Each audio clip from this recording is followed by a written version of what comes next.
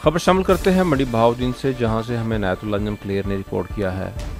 Deputy commissioner Usman Khalid Khan की किसानों को मुकर्रर करदा नरखों पर यूरिया की दस्तयाबी और ज़ख़ीरा अंदोज़ों के खिलाफ क्रैकडाउन जारी।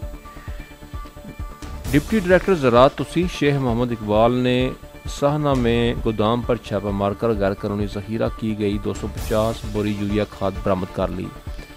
डिप्टी कमिश्नर उस्मान खालिद खान की ज़ेर निगरानी डिप्टी डायरेक्टर ज़राअत तुसी शेख मोहम्मद इकबाल ने सहना में लियाकत ट्रेडर्स के गोदाम पर छापा मारकर नाजायज़ ज़ख़ीरा की गई यूरिया की 250 बोरियां बरामद कर लीं, जिस पर गांव की मसाजिद में ऐलानात करवा कर स्टाफ की निगरानी में काश्तकारों को सरकारी नरखों पर फ़रोख्त करवा दी गई।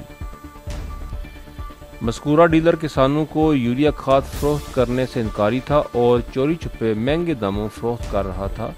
किसानों ने डिप्टी कमिश्नर उस्मान खालिद खान की काविशों को सराहा और मुतालबा किया कि ब्लैक मार्केटिंग और ज़ख़ीरा अंदोज़ों के खिलाफ क्रैकडाउन जारी रखा जाए।